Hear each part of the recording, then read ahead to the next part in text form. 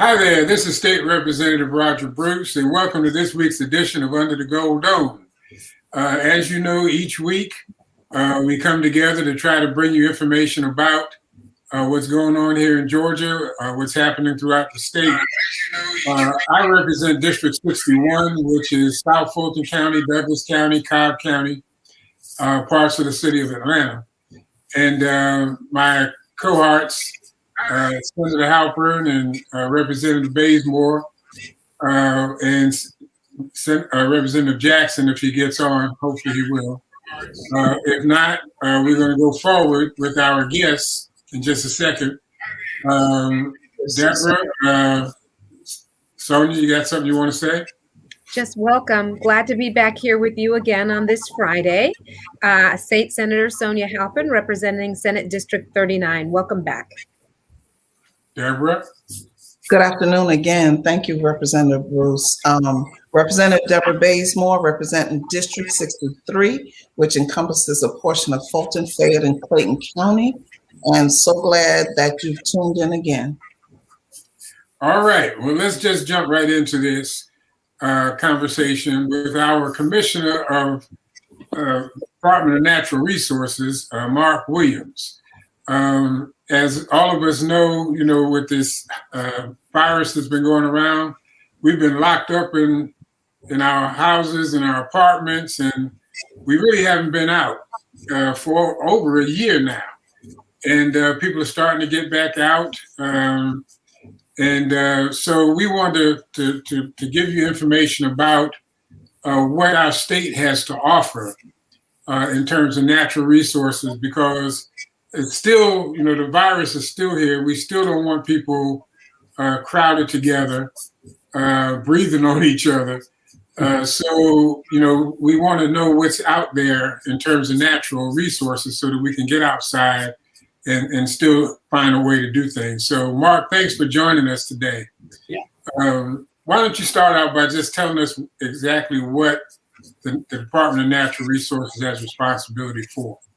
Okay. Well, thank you, Representative Bruce and Senator Halpern and Representative Bazemore for having me today. Representative Bruce and I go way back. I'm a recovering legislator from 2000. In 2010, I was sort of co-appointed by Governor Sonny Perdue, who was leaving office, and Governor-elect Deal, and then was reappointed by Governor Kemp. I served in the executive branch like most of the other commissioners, those that aren't elected. And the Department of Natural Resources really, like when I talk to elementary schools or high schools or junior highs, from the time you get up to the time you go to bed, we interact with you in some way or another, either through the natural resource side, which I sort of handle, or the EPD side. And the DNR is made up of 5 divisions. The first one I'll mention, because I'm down here today, is in Brunswick, Georgia, right on the river here, right below the big Sidney Lanier Bridge. It's coastal resources, and they handle all the marine fisheries, the saltwater trout, the redfish, and all that fishery. We manage that. And we also manage the saltwater mammals, the whales as they migrate through, the dolphins, and the manatees. A lot of people know don't know that we have manatees in Georgia, but we do. We have a good population. So all things marine and saltwater are handled out of this office. We also implement one of the most important things we do to protect our salt marsh down here. Is a lot of people don't know that Georgia only has 100 miles of coastline, but we have 1/3 of the entire salt marsh on the eastern seaboard. So that's from the Keys, the bottom of the Keys, all the way to Maine. We have 33% of it here within our state. It's a very important ecosystem. As of late, the science is really getting big on carbon sequestration and how important the marsh is to that. So we have 2 laws that we implement, because Georgia law says that the state of Georgia owns from the shoreline to 3 miles out before federal jurisdiction starts taking over. So when you drive the coast, you see all these docks going out in the marsh and marinas and things, and you're saying, well, hey, how did they build that on state property? Well, we do that through 2 acts, the Coastal Marsh Protection Act It's made up of 4 citizens that decide on projects, and I chair that as commissioner. And then the Shoreline Protection Act, and those 2 laws that the General Assembly passed in late 60s, early 70s is why our coast looks so good today. You can have stuff out there, but you have to go through a permitting process if you're going to build it on state lands. So that's the main thing coastal does. Our wildlife resources section division is located down in Social Circle, and on the other side of Covington, and it has 3 divisions: fisheries, game management, and non-game. And they're sort of self-explanatory. We operate, I believe, 9 fish hatcheries. We're in the middle of stocking now, so we stock bass, brim, and all the public waters. In our cold water hatcheries, which obviously have to be up in the northern part of the state, we stock 1.5 million to 2 million trout a year for our anglers. And so fisheries is very important. We bring them from the egg up and then put them loose in public waters. We also offer private stocking for events. Representative Bruce has a big event. We do it for boys and girls clubs and things like that as well. Our game management is all the things we hunt and consume: deer, turkey, ducks, those types of things. We have seasons for that. We set the seasons and enforce the game laws on all of those animals that we like to hunt and consume. And then our non-game section, it's called the conservation section now, but they manage non-game animals. About 95% of the critters in this state are non-game. They're eagles and turtles and those type of things that we don't consume. And so we're charged with also managing and protecting those species as well. So that's the 3 things that wildlife resources do. We have over 150 150 boat ramps, I think, public boat ramps we manage. We manage over 1 million acres of public accessible land: hunting, fishing, bird watching, mountain biking. We even have some hang gliders, believe it or not, up at Cloudland Canyon. That's not for me, but some people enjoy that. And so they do big. That's my largest division of employees is in my wildlife resources division. Next is parks. Parks is we have 63 total sites, with 56 of them being parks and the balance being historic sites. They're located everywhere, all the way from Cloudland Canyon in the northwest part of the state, all the way down to the beginning of the Okefenokee Swamp at Stephen Foster State Park, way down in close to Folkestone. And they're all different. We sort of use what God gave us as far as the emphasis for the park. A lot of the parks in the middle part of the state have golf courses because people like to golf. Down at Stephen Foster, we rent a ton of boats because people like to get out in the swamp and fish and bird watch and those type of things. Every park's different. Some parks are strictly day use, like Panola Mountain. We're looking to expand that a little bit. Where people can just come and do things during the day, fish, hike, and those type of things. And then they go all the way up to our lodge parks, which have like hotels on them and rooms you can actually rent, and everything in between, from yurts to cabins to just regular tent camping. And then the last division I'll talk about, if you look us up on the website in the org chart, it goes Governor, Board of Natural Resources, which is made up of 19 individuals. And the way that's broken down is there's 1 from each congressional district and then 5 at large that the governor appoints. And they're just private citizens. And then it says commissioner. And then under that is EPD. But every governor, I think I was told in the last 40-something, 50-something years, has chosen to appoint their own EPD director. So although Rick Dunn, who is the EP Environmental Protection Division Director, looks like he's under me, his employees answer to him there. And we're about 2,100 employees strong, counting EPD. And they just have done a tremendous job. Representative Bruce, you want me to jump right into how we did during COVID, or do you have a specific? Well, question? let's see. Anybody have questions you want to ask before he keeps going? So I don't have a question, but I have a comment. And thank you, Mr. Williams, for being here. You know, I sit on natural resources and environment, and I have a great appreciation now for our environment, sitting on that committee, because we do live in a city area. Sometimes we take for granted what happens around the whole state, and especially in the rural areas. And being on that committee, we've taken trips. I appreciate the plants and different things that grow. And I was on Sapelo Island and experienced some of what they have to offer also. And one of our trips, I believe, if you want to speak to, I think it's the oysters that we have here, the different oysters. And so it's very enlightening, and I think everybody should be aware, especially when we had a problem with the water shortage. And it was very important to get that word out to those that live up here, because we take for granted, we just turn the faucet on and it comes out.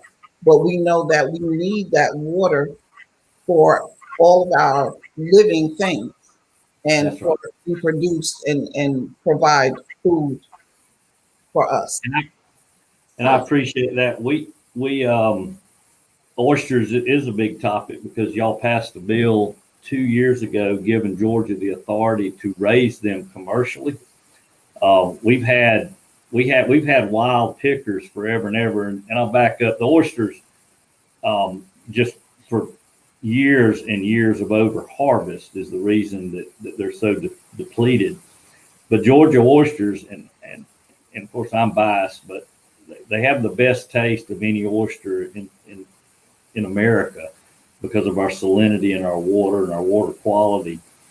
But they grow in clusters and they're hard to eat without tearing up your hands in a restaurant and everything. And so our new oysters that we'll be issuing, we'll be doing the lottery for 3 leases off the coast of Georgia, and they'll be grown in state waters with 3 operators. I think in a month or so we'll be doing that, and so hopefully by this time next year you'll be able to get a good round oyster like you get in Atlanta on a single shell, but it'll be a Georgia grown oyster in that shell. But it's because of the way they're going to be grown in bags to give them that nice shape. And so we're real excited about that. I really thank the General Assembly for passing that bill to allow us to do that. But if you start back to COVID, we were sort of in the limelight right off the bat when we got word that the first patient was in our state, or first positive. He wasn't a patient, positive. We actually used a FEMA trailer and we had some vacant. I mean, nobody really knew what it was going to do, how big it was going to get. I mean, you look back and it looks all different from hindsight. But so we actually set up a couple of FEMA trailers these for individuals that couldn't stay home with their families, and housed them at Hard Labor Creek State Park, where we had some vacant campsites that were away from everybody. And of course, it was on the news and that kind of thing. And then we sort of led into using a lot of our staff. We have a lot of pickup trucks. We have a lot of unique equipment to all throughout. We've been delivering test kits. We actually our DNR manned the testing site at Georgia Tech for a month or so. And then we started rolling out with our trucks and stuff and delivering the vaccines. And we had our cadets that were going through the Game Warden Academy. And I forgot to talk about game wardens. That's my 4th division. I got hung up on wildlife resources, but game wardens are down at Social Circle as well. And they're our law enforcement arm that patrol our parks, patrol our lands, make sure the game laws are followed and all that. And they're about 205 people strong. They patrol we're real busy over Memorial Day with everybody out on the big lakes. So they patrol all the public waters as well in the state. But they had a real active role, everything from filling up hand sanitizers, big buckets to little bottles and throughout. But sat down, the governor and I talked early on, and we were, even in my own family, we're like, how are we going to sit in these houses?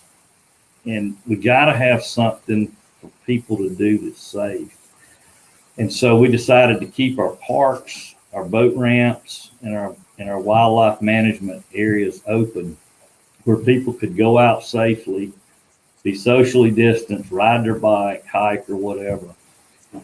Well, our neighbors decided to close on all our borders. And so it was a little overwhelming at first that a lot of our parks and our border bodies of water with South Carolina, because a lot of South Carolinians were coming over to use our boat ramps for like Lake Hartwell and Lake Russell and some of those places.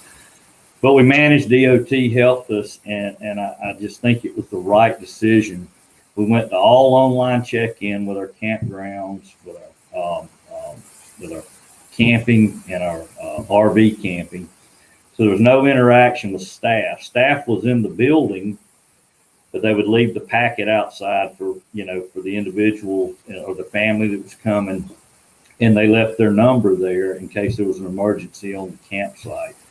And wanted to keep staff safe and keep our guests safe, but we had a tremendous numbers through all this, which has been real good for parks. And what we're seeing now is we got a bunch of people at our parks that have never been to a park, and they're continuing to come back. So we're real pleased with, not pleased is not the right word when you're talking about a pandemic, but we were glad that we could offer a place for mental health and physical health for Georgians during what we've been through. We're pretty much back to normal now. We're easing into some of our children's programs. We do a ton of children's programs. Junior Ranger program. Give us an example of some of that. Give us an example. Well, like Panola Mountain. Panola Mountain was the last one I attended, which is out I-20 East. And I actually got to pin a badge on our oldest park junior ranger ever, which was Congressman Hank Johnson, because he visited with me that day. And what we do is we have a lot of partners that set up little booths, and we give the kids, they come in, we give them a little orientation, and then they spend the day either with interpreters out there with nature, learning about, the different plants, the animals. We may have some birds there from our raptor center, a hawk or an owl, and do a little demonstration. And they go from station to station. And of course, we have a little small ceremony at the end, and they get a little ranger badge. But it's all on that Georgia State Parks website. You can just Google in Georgia State Parks, and it'll give you all the programming that we're doing at parks. Of course, all of last year we had to cut all that off, but we're getting back into that. Slowly. We had to cut off our fun day that we do at Sweetwater because of the pandemic. That's right. I was concerned, I didn't want people to get sick on my watch. Mm-hmm.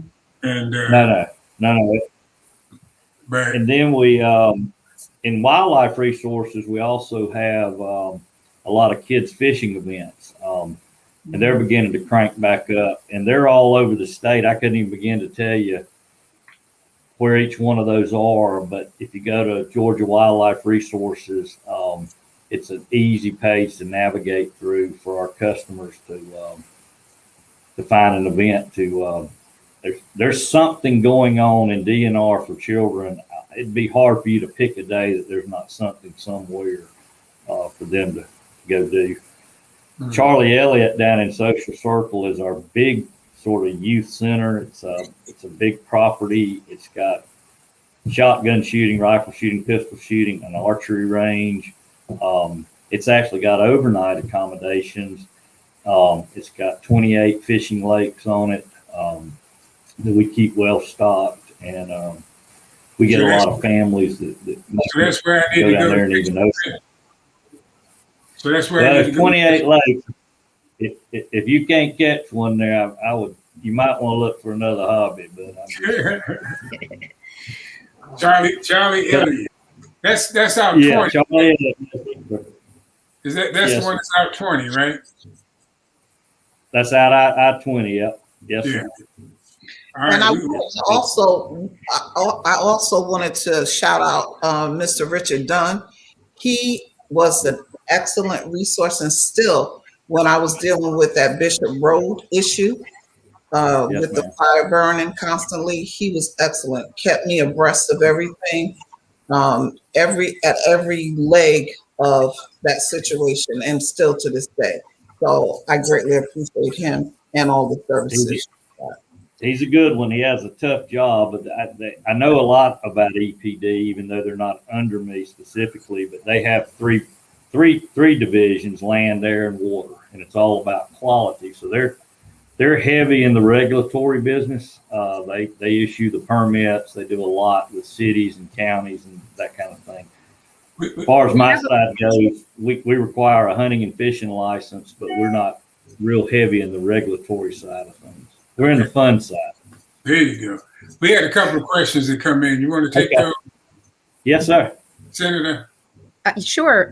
So one just comment, Rodney Little says Sweetwater Creek is a fantastic state park, which of course is right here in this area. Linda Jordan is asking, do you have programs for students to learn about jobs and careers at the state parks? That's a good question.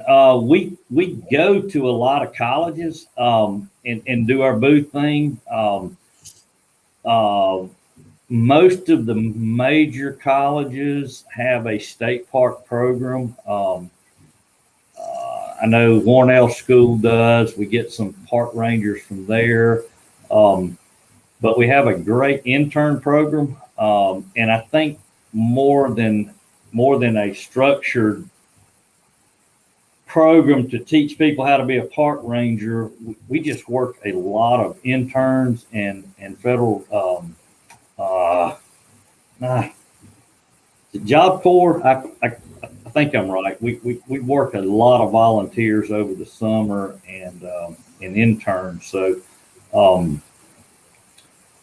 just Kevin's the host here. I'd be glad to just post my email address. And matter of fact, Representative Bruce has got my personal cell phone. If you don't have it, you may be one of the few Georgians that doesn't, because hunters and fishermen are so opinionated. But how about this? It's 912-294-4919. And I'll be glad to field a specific question about, but I'm not sure if we have a specific job training program, but at entry level, we have a parks manager and training program, and that requires a 4-year minimum degree. It doesn't have to be in parks or resource management, but a 4-year degree to enter that program, where we train our park managers. Thank you. We've got another question, this one from Rodney Littles. Does the agency contract out for any goods or services? And if so, what types of things do you purchase? Oh, wow. Rodney, we have about, I got the figure this morning, $56 million worth of construction going on statewide.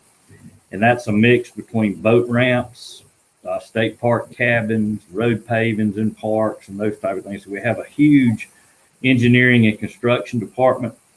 We have vendor agreements with a lot of people on our parks, everything from our retail shops that provide the T-shirts. That if you've been in a park welcome center, you know what I'm talking about. But we sell a lot of stuff because, a mother and daddy pull up there with a station wagon full of kids and figure they forgot their,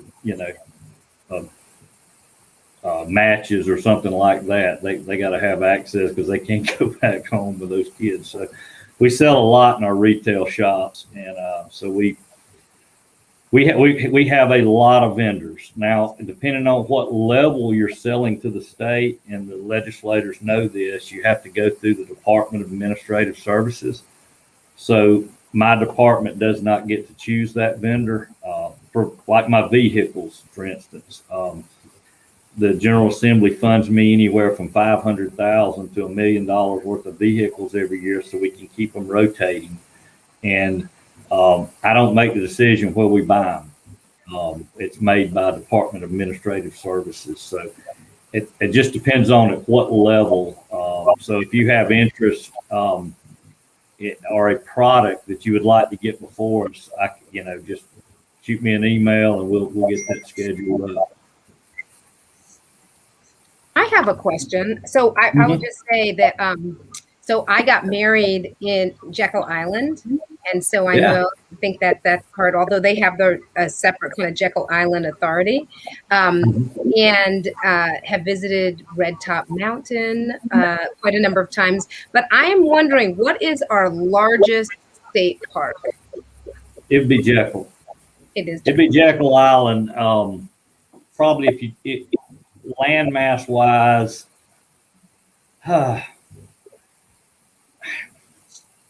well, Red Top Mountain, I do not know the answer to that question, but I would say if you're just looking at amenities and things to do, it would probably be Jekyll.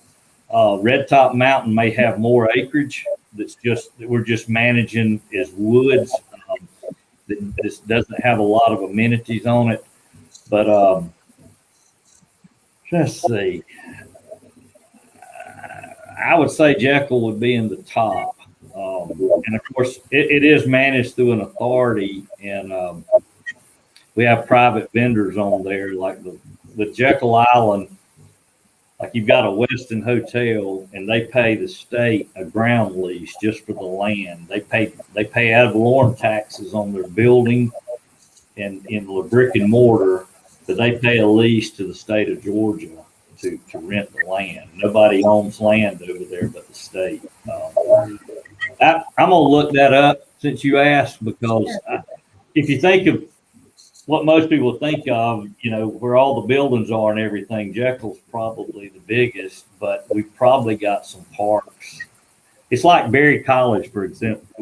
Berry College is the largest college in America, but it's because it's got 16,000 acres on it. Now the buildings are only on maybe 1,000, but there's all that land went with it. So I don't know. All right.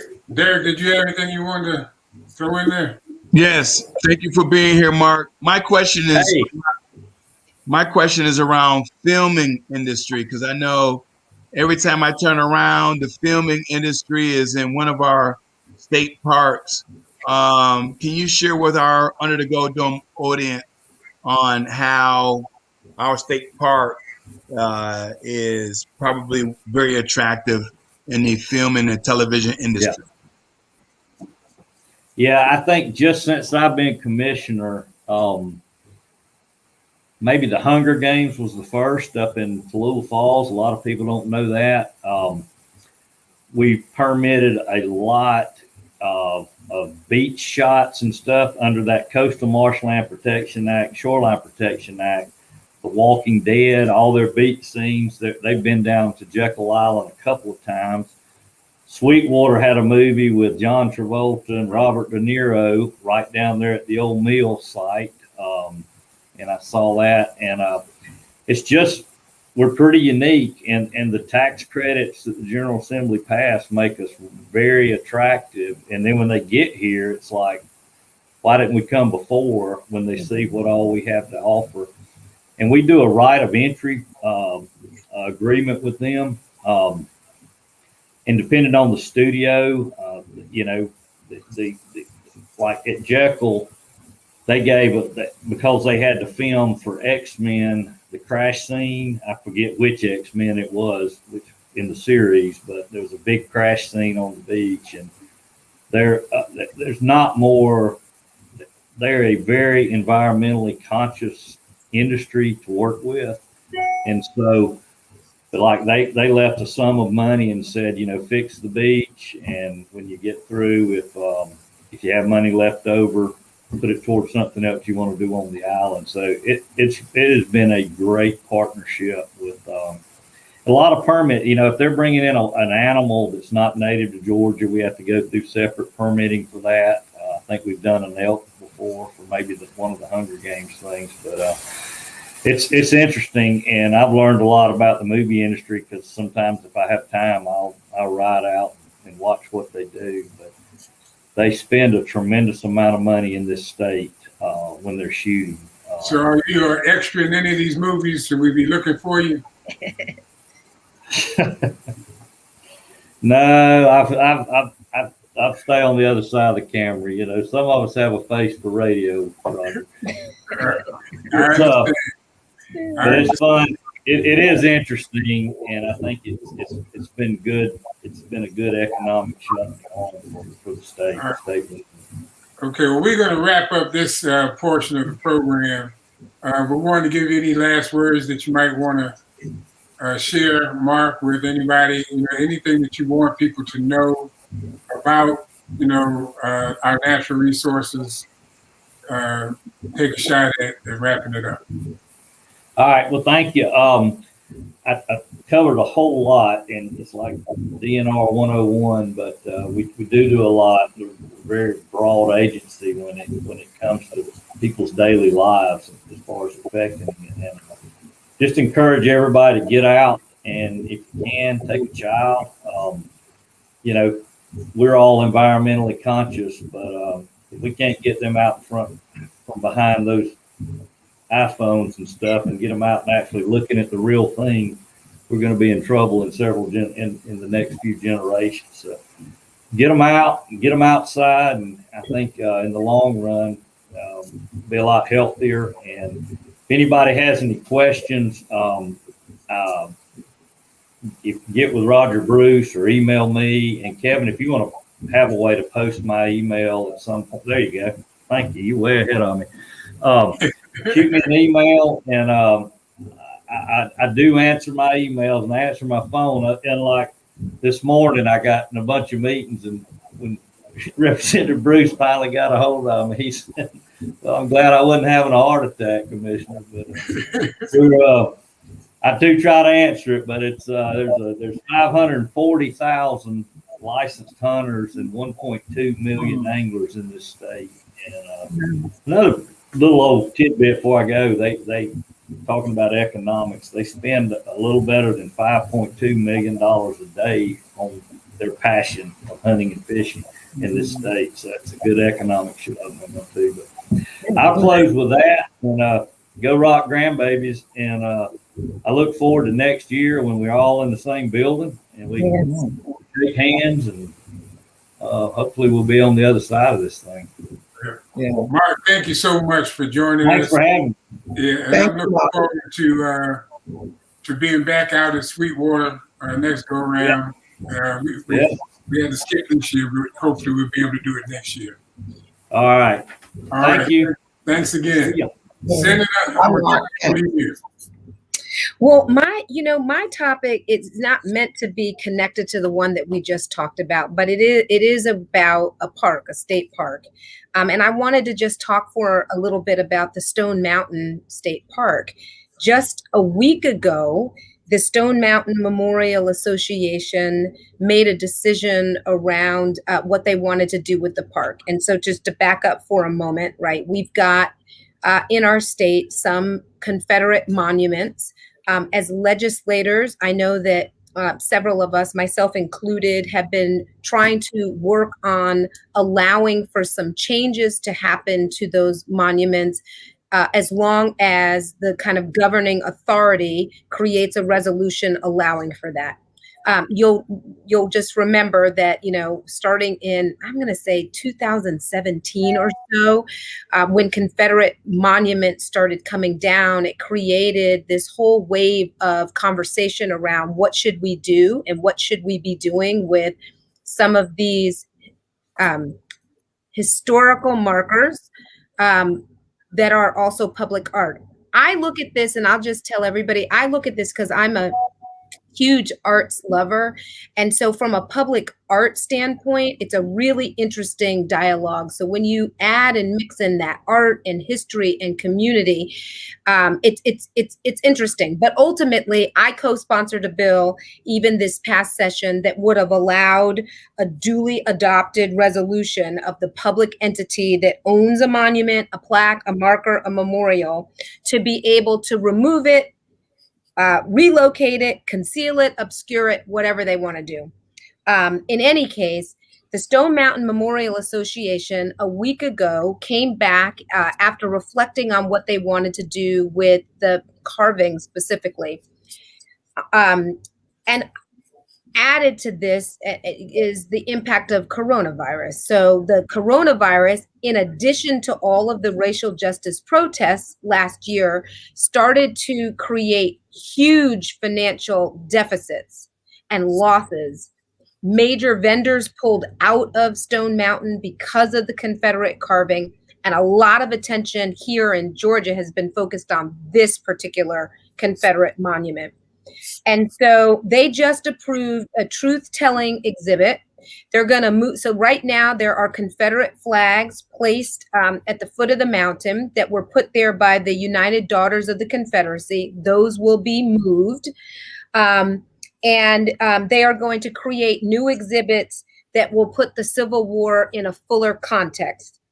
Those new exhibits are supposed to offer a fuller and more complicated description of the park's history, including the history with the Ku Klux Klan.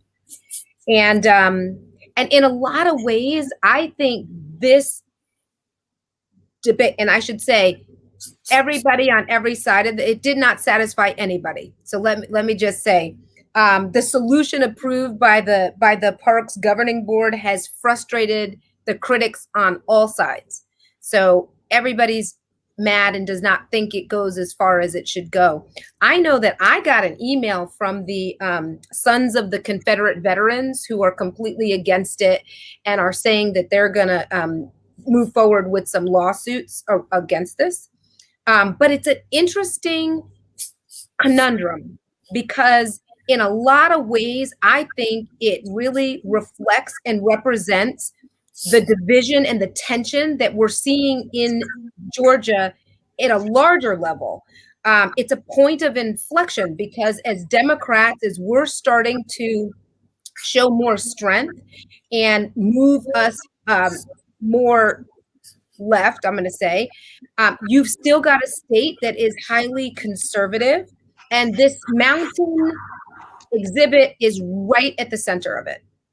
So anyway, I just wanted to throw that out and see. Again, I acknowledge critics on every side of this are unhappy with the solution. And so what should be done? Well, that's probably, they say, you know, if everybody's unhappy, then maybe we're off to a good start for a conversation anyway. Mm-hmm. Derek, I didn't mean to cut you off. No, I appreciate it, Representative Bruce. No, listen, Senator Halperin, I appreciate you raising this topic because here we are, for those who are pro Stone Mountain, are anti-critical race theory, right? You can't have it both ways. You can't say, well, we want to tell our history about Stone Mountain and all the great things that we contribute to this country, but yet you want to say no to critical race theory and completely whitewash all the contribution of Black and brown citizens. So you can't have it both ways. That's the true conundrum in this argument, right? You know, and then at the same time, they want to use tax dollars to preserve Stone Mountain, right? And because that's the other part, as our previous guest, Mark Williams, you know, the part that we didn't talk about is the state budget, tax dollars source DNR, right? And so I appreciate you raising this topic this week, Senator Halperin, around Stone Mountain, because I often I find myself reminding our friends on the other side of the aisle who are saying, we don't want critical race theory. Who are you to talk about critical race theory? I'm like, whoa, whoa. I know more about your history than you know about my history. Yes. So there is no equality or equity in education. And so I appreciate it. I got my bow tie on today, Representative Bruce. I don't feel like preaching. Well, and I mean, public art, really is supposed to reflect the stories. It is supposed to reflect the memories, the histories that we want to tell ourselves, right? And the ones that we want to prioritize, and the lessons that we want to learn, and yeah, and it's the memories by which we craft our community's future. So I mean, public art as it stands as its own thing is meant to inspire that kind of conversation, but it does definitely, as Stone Mountain has, without any other reflection, also tells a very specific story. And that's the story that people see and know and recognize and gather around, and excludes other people. I mean, to your point, Representative Jackson. I'm sorry, go ahead, Deborah. Representative Jackson, I am glad you brought that point up, that you can't have it both ways, because we heard our governor and others say that if critical race theory was taught, that it would be divisive.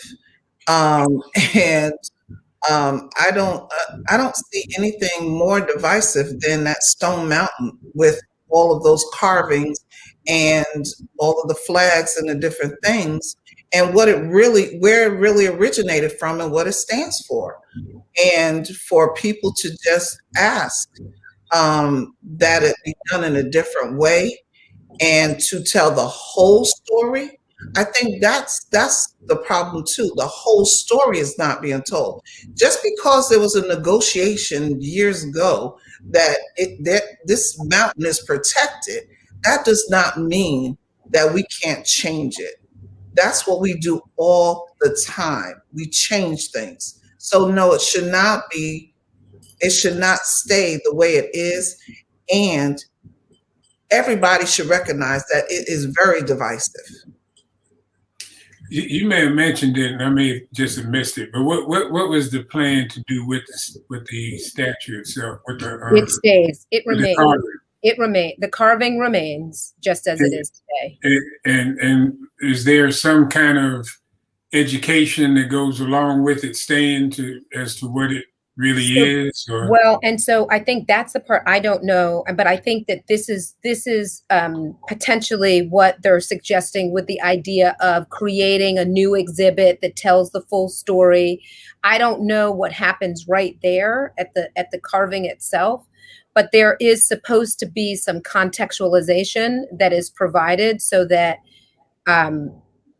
it tells a story. Right now, there's no explanation, right? It's really just the carving. So you understand it, right? So you understand what that carving means, or you don't understand what that means, but there's nothing further for you to learn from it just looking at it. And did I hear that? I thought they said that they were going to take whatever they could take and put it all together in one area. And it's going to be placed in one area. As far as the carving goes, I haven't heard anything about that. Yeah, the carving is supposed to stay, but everything else gets then moved. I mean, I think cyclorama. So the cyclorama is an interesting one. I mean, just for a moment, I'll call out the Atlanta History Center, which just happens to be in my district. And they took the cyclorama, which is that Civil War kind of 360 panel depiction, restored it, moved it into the Atlanta History Center, and gave it context and brought many, many, many of the stories to life around the falsehoods, quite frankly, of the Civil War. Okay. All right. Well, Derek, I think it's about time for us to turn it over to you. All right. Well, this time I'm at home. You could tell by the wall clock behind me. Everybody always think that is my afro. No, I don't have an afro. It's a wall clock. It's a beautiful wall clock. So you can tell I'm at home when you see the wall clock behind me. But for my topic this week, and I know we heard a lot about Senate Bill 202, voter suppression bill. And so I think as we're about to get more into this municipal races, and we got a special race coming up here for District 34 and District 156. And so we got to, still continue to talk about Senate Bill 202. And so I specifically want to highlight the ID portion in this, because as you know, Representative Bruce, that we talked about how this ID continued to be an Achilles heel when it comes down to voting.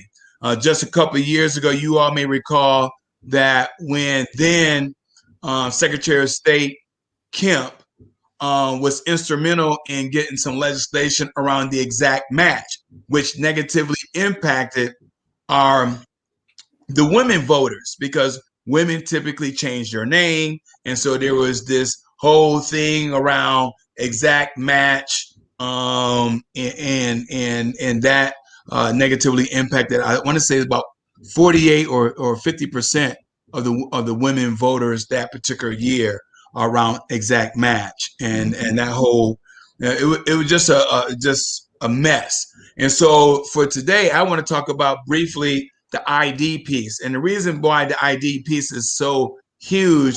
Keep in mind, President Biden and Vice President Harris only won Georgia by 11,800 votes. 11,800 votes, right? So a very small margin. And if Senate Bill 202 was the law last year, let me show you how the world in which we live in today would be very different if Senate Bill 202 was in place. Of the 7.8 million registered voters in Georgia, 7.8 million, nearly 272,000 Georgians will be negatively impacted if Senate Bill 202 was in place last year. 272,000 Georgians. And here's the reason why. Because of that 272K, 56% of the registered voters who lack a voter ID are African American. For whatever reason, 56%, right? Even though African Americans in Georgia only make up like 31, 32% of the population, right? So that's huge when you look at 56% of African Americans do not have an ID. Now, we all know an ID you need for everything, both for personal and professional reasons. To go fishing. I'm sure Representative Bruce, you got a fishing license. I do. To go fishing.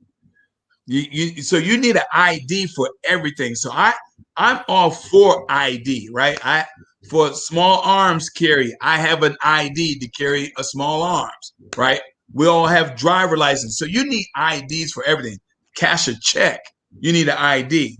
And but there's a population of our citizens who do not have a driver license. My 84-year-old aunt, she said, Derek, I no longer want to drive, right? I'm not as like I used to be when I was 50, 60, 70 years old, that helps me, right? It reduced my stress level for my 84-year-old aunt trying to drive on 85, 285, right? I mean, it's like an Indy speed raceway out there. But here's the other thing I want to highlight.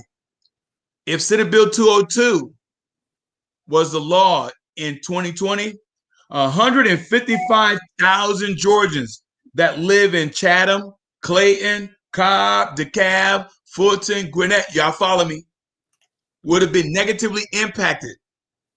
That's 155,000. So again, President Biden and Vice President Harris only won by 11,800. I just shared with you how 272,000 Georgians would negatively been impacted by the ID. And not all citizens have some of the same IDs. For example, did you know in our society, only 28% of the citizens, 28% have a passport, right? So that means 72% of our society do not travel overseas, right? I have a government passport and a regular passport, right? My entire family have a passport, but that's not the same for every household, right? Military ID. Not everybody have a military ID. Only 1% of 1% in our society have a military ID. Not everyone have a government issue ID, right? That means that you're non-military, but you are, you work for the government in a federal or state capacity, right? Not everyone have a government issue ID. Not everyone, as I already mentioned, have a driver license, right? So you catch the picture.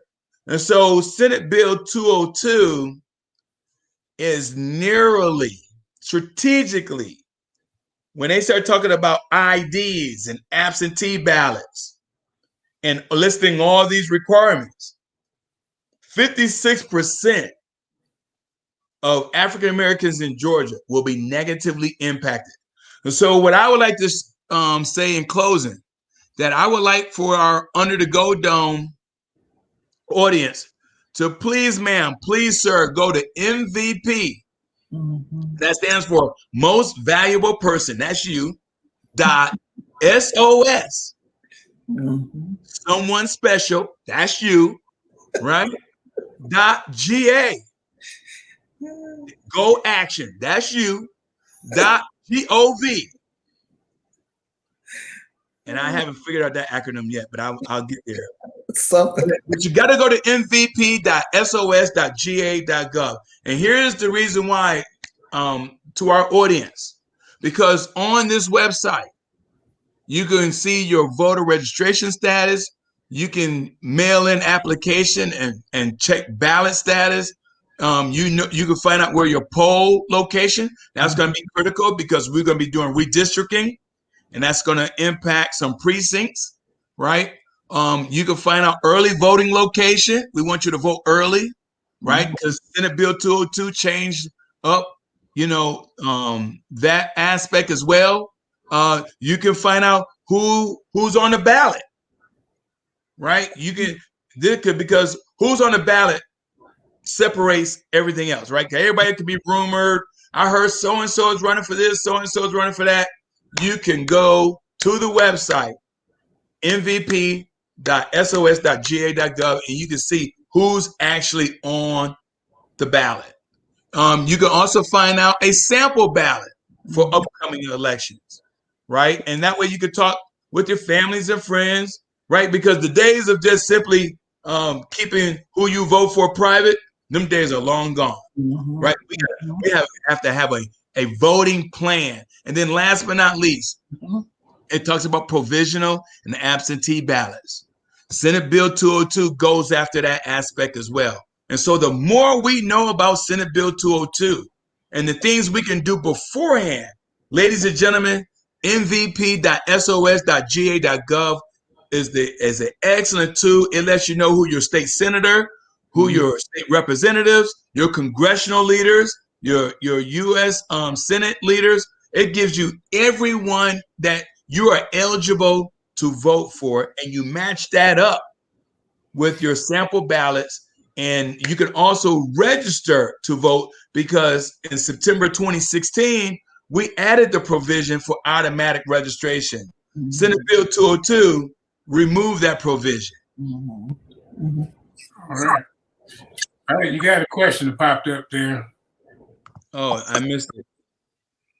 Another phenomenal session. Panelist question: why do you do what you do, and what keeps you going? I don't know if that's addressed to you or to all of us. Well, I tell you, what keeps me going is that my ancestors could not vote. That's the reason why I vote. There's a lot of things that my ancestors, for whatever reason, could not do. And so I thank God because the prayers have been answered. It gets me excited each and every day to help make a difference in my citizens, my constituents' life, regardless of how small or large that difference may be, is making a difference for the better, because we all should have a quality of life that we desire. And I just wanted to say, first and foremost, that was excellent information, Representative Jackson. And I have been telling everybody everywhere I go, whatever Zoom I'm on, wherever I am in the grocery store, telling people get a plan now to vote. Don't wait until next year. You need to make your plan solid now.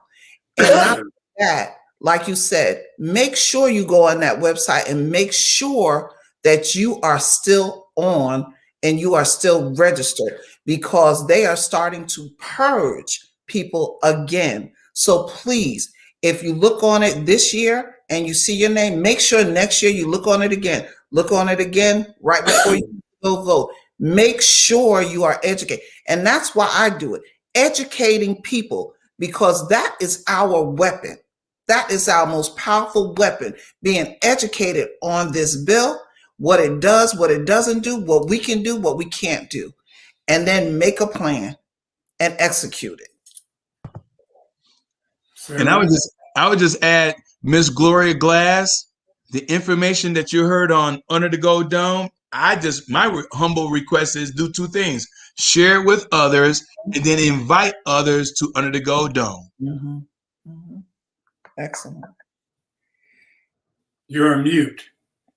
For me, we don't have economic equity. We have food insecurity. We have housing affordability issues.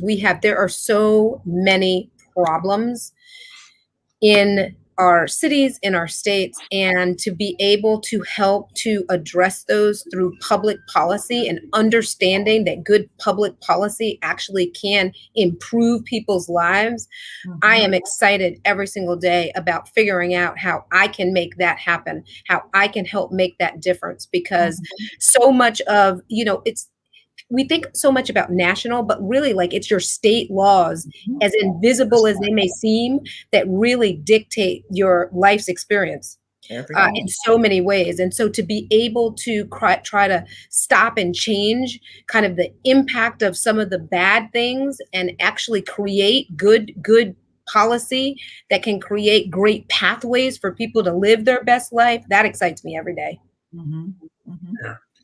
Yeah. And for me, her question specifically was, why do you do what you do? In large part, it's because of people like yourself, Ms. Glass. All of us have to find, what our role is in improving our communities and making life better for our children and the generations that follow us. And I've just found that being involved in the political process, for me, is my way of contributing. Just like somebody might want to be a doctor, somebody might want to be a lawyer. To me, this is just my calling, my opportunity to be able to help. There are times, I'll be very honest with you, when I question it myself. Why am I still doing this? And when that question comes in, somebody will call and say, I'm about to be evicted, or I need help with medical problems, or I need a job, or it could be anything. And because of the connections that you make in this position, a lot of times you're able to help people, even if it's not something having to do specifically with passing or defeating a bill. We still sometimes find ourselves stepping out of that role, which is the role, but stepping out of it and being able to help people with everyday concerns that they have. So for me, the motivation is you. And so I appreciate it. Looked like a couple more questions came in. Or did we get them all? I think we did. Oh, no, there's one more. Rodney Littles, what role should the state Democratic Party be doing to help the voting public navigate these roadblocks? I do think that I mentioned before that during this session, we were in meetings after meetings every week, and those meetings have not stopped to strategize on what is necessary, what we should say. Everybody's saying the same thing, doing the same thing, so that we know that everybody's getting the same information. And then if it's going to be litigated, then we know that those things that we are saying, that we are contributing to the overturning of this bad bill, SB 202. All right, look like we are out of time. And I want to say thank you to everyone. We will be back next week, and next week will probably be our last program for a month or so, so that we can take a summer break and do some other things that need to be done. And we'll be in a position next week to tell you when we'll be back. So hopefully we'll have an opportunity to determine what kinds of programming we're going to have when we go back. Next year is going to be a difficult year. The balance of this year is going to be difficult. With the reopening of a lot of these businesses and a lot of the things that are out here, I'm concerned that we're doing it prematurely, personally. And I'm praying, I'm really praying that we do not have a resurgence of this virus where we have to shut down again. But we need to really be thinking about it. So that, along with the fact that we're going to be redrawing all the district lines, a lot of people, I'm told about 30 of the Republican members of the House have decided not to return. So we're going to have a bunch of new people. I don't know about on the Senate side what's going to be happening. I do know that we have some of our own members that will be running for different positions. So it's going to be a lot of changes and a lot of differences. And, we have to make sure we're ready for whatever that is. You guys have anything you want to say in closing? So I just want to say thank you for mentioning that. We will have a lot of moving parts. We will be very busy during the summer because we're going around the state to inform and have different meetings, inform the community about the redistricting. But I want to make a statement about what you said with everybody going back to normal. We know those kids 12 and under, they don't have a shot. There's no shot for them. So they could be carriers. So that's very concerning because they're going back into the schools. And right now, during the summertime, if they're in summer school, they're all together and they have not been given the vaccination. So I'm very concerned about that. Derek or Senator? Yeah, just thank you for joining us again. There is, as you see and have already heard, so much work ahead of us, and all important, and all will ultimately make a difference in terms of, the experiences that you, as constituents, as residents of Georgia, they will make a difference. And so redistricting, I saw Rodney said we should do that next. We definitely will do redistricting. I don't know. There's some, we got to figure out when. There is a timing and a pace to that, but we definitely will keep all of you informed about what's happening. There will be public hearings and you will want to be able to participate in those. So we will make sure you have that information. And in my party thoughts, I would like to encourage everyone, please, ma'am, please, sir, go to your county commission meetings, go to your city council, mayor and city council meetings, because the more that you hear from you, your mayors, your city council, your county commissioners, as well as your state senators and state representatives, we must hear from you. And that's the reason why each and every week we continue to ask you all to give us some inputs on what topics you would like for us to discuss. It's important that we need to hear from you, and that's my word. That's my truth. All right. So we'll see you next week, as I said, and then we're going to take a little break, for a month or so. But with that, thanks again for joining us on Under the Gold Dome. All right. Everybody Have a take safe care. weekend. All right. Take care.